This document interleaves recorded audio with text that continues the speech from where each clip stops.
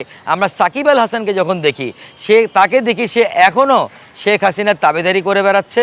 বিদেশ থেকে বড় বড় কথাবার্তা বলে বাংলাদেশের মানুষদের বিরুদ্ধে, এবং সে কিন্তু এখনও আওয়ামী লীগের এবং খুনিদের তাবেদারি করছে। একজন খেলোয়াড়কে তার খেলার যে পেশাদারিত্ব জীবন, এই জীবন থেকে সে যখন অবসর নেয়, তখনই তার বিজনেসে জড়ানো উচিত, তার রাজনীতিতে জড়ানো উচিত, তার অন্যান্য সব জায়গায় জড়ানো উচিত। কিন্তু বাংলাদেশের একমাত্র প্লেয়ার সাকিব আল হাসান, ক্রিকেটার, যাকে আমরা দেখেছিলাম তৎকালীন সময় থেকেই সে তার খেলোয়াড় জীবন থেকেই ব্যবসায় জড়িয়ে যায়। তার নামে অনেকগুলো রেস্টুরেন্ট হয়, তার নামে কাঁকড়ার বিশাল আপনার লোন নিয়ে সে কাঁকড়ার খামার করে, সে অমুক বিজনেস করে।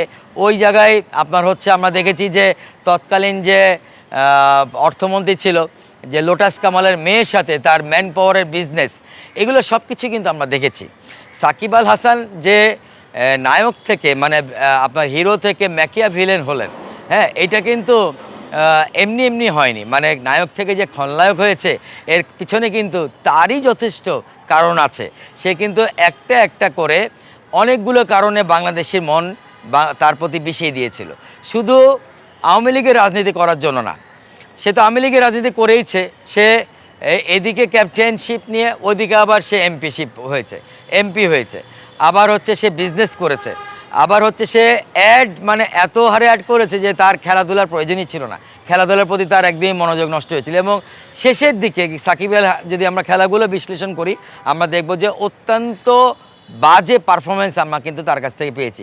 কারণ সে তো আসলে খেলাধুলার পিছনে সময়ই দিচ্ছিল না, কিন্তু তার যে পদ, তার যে জায়গাটা, সে জোর জবরদস্তি পলিটিক্যালি হইলেও সে ধরে রেখেছিল ওই জায়গায় অন্য কাউকে আসতে দিচ্ছিল না। এখন 5ই আগস্টের পরে দেখেন মাশরাফি কিন্তু আজও বাংলাদেশে আছে।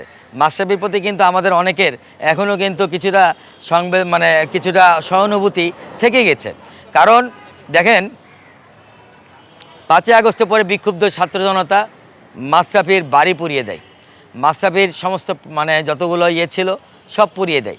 তারপরও আমরা কিন্তু এখানে ওখানে মাশরাফিকে একটা কথা বলতে দেখিনি বিক্ষুব্ধকারীদের বিরুদ্ধে, ছাত্র জনতাদের বিরুদ্ধে। সে কিন্তু অত্যন্ত প্রজ্ঞাশীল হয়ে চুপচাপ বসে আছে, এবং সে আক্ষেপ করে বলেছে যে আমার রাজনীতিতে যাওয়া ভুল হয়েছিল, আমি আর জীবনেও কখনো বাংলাদেশে কোনো রাজনীতির সাথে জড়িত হব না। এটা কিন্তু পাবলিকের মধ্যে এক ধরনের সহানুভূতি ক্রিয়েট করেছে। কিন্তু একই হাতে আমরা সাকিব আল হাসানকে যখন দেখি তাকে দেখি সে এখনও শেখ হাসিনার তাবেদারি করে বেড়াচ্ছে।